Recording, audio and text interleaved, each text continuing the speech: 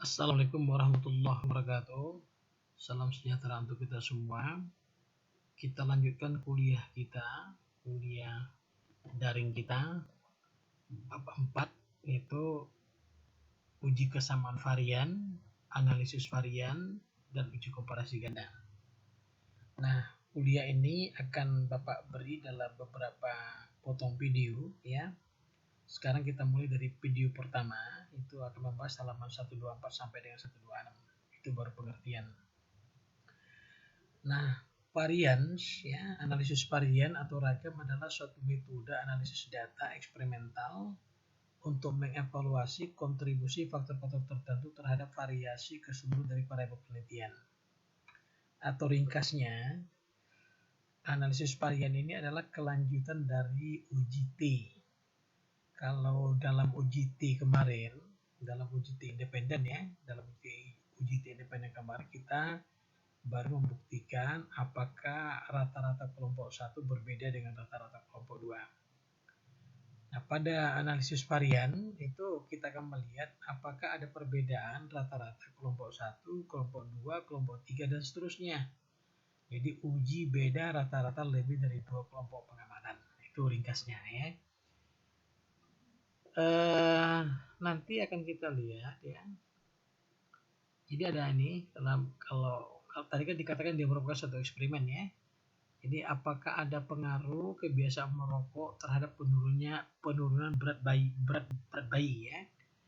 Apakah ada pengaruh kebiasaan merokok bagi ibu hamil ya terhadap pengaruh berat bayi? Nanti kebiasaan merokok itu kita bagi 4 ya.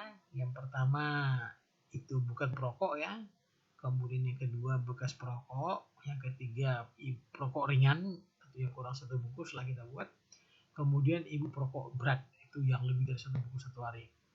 Jadi kalau ada perbedaan ya rata-rata di antara keempat perilaku ini merokok tadi ya, itu kita lakukan dengan uji ANOVA ya. Jadi sekali lagi uji ANOVA itu adalah uji beda rata-rata lebih dari 2 kelompok pengamatan ya. Jadi di sini ada perlakuan ya. Nah, uji ANOVA itu nanti ada 2 macam ya, ada ANOVA one way, ada ANOVA two way. Ya. Kalau ANOVA one way itu variabel dependennya itu dipengaruhi oleh satu variabel independen. Ya. Di mana variabel dependennya itu numerik ya, variabel independennya itu kategori. Kalau ANOVA two way, variabel dependennya itu dipengaruhi oleh 2 variabel independen ya, atau 2 kriteria gitu ya, dipengaruhi oleh 2 kriteria.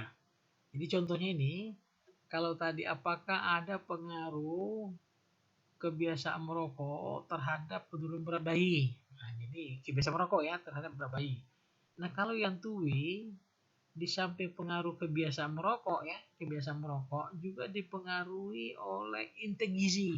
Nah, ya, terhadap penurunan berat bayi. Jadi dua variabel independennya. Satu variabel dependen itu ANOVA two way ya. Kemudian ANOVA one way satu variabel dependen dan satu variabel independennya.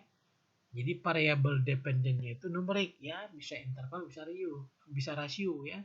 Tapi kalau variabel independennya kategorik ya, kategorik. Lebih dari 2 ya, lebih dari 2. Ya. Nah, karena ANOVA ini termasuk uji parametrik ya, maka ada beberapa syarat itu nanti. Ini asumsi harus kita penuhi ya. Sampel ditarik secara acak dari masing-masing populasi asalnya. Populasi asal sampel itu independen. Jika sampel mendapat perlakuan berbeda, penetapan jenis perlakuan dilakukan secara acak. Dan populasi asal sampel berdistribusi normal. Nah, untuk menguji kenormalan itu dapat kita lakukan dengan uji normalitas Kovrov-Smirnov ya, atau dengan Spirowill ya. Kemudian varian data populasi homogen ya. Untuk menguji kesamaan varian populasi ini apakah homogen atau tidak, kita gunakan uji Bartlett ya. Ini kalau manual, kalau komputerisasi uji Leventhal ya. Kemudian data-data pengamatan dibuat dalam skala interval ya, atau rasio, berarti variabel dependennya. Sedangkan variabel independennya itu dalam skala kategorikal, bisa nominal bisa ordinal. Tapi lebih dari 2 ya. Gitu. Nah, ini ada alur ya atau flowchart dari penelitian ANOVA ya. Penelitian ANOVA ini dia ya, ada flowchartnya ya. Ini kita lihat ya. Jadi kita lihat ini uji beda rata-rata dari 2 kelompok pengamatan. Kalau iya, itu boleh kita gunakan uji apa? ANOVA. Tapi kalau enggak, kita gunakan uji Z atau uji T ya. Baik untuk variabel, baik untuk sampel besar atau sampel kecil. Nah, kemarin kan sudah kita ini kan kalau sampel besar pakai uji Z ya, tabel Z maksudnya, kita menggunakan tabel Z untuk estimasi dari uji hipotesisnya. Dan kalau dia sampel kecil kita gunakan uji T ya.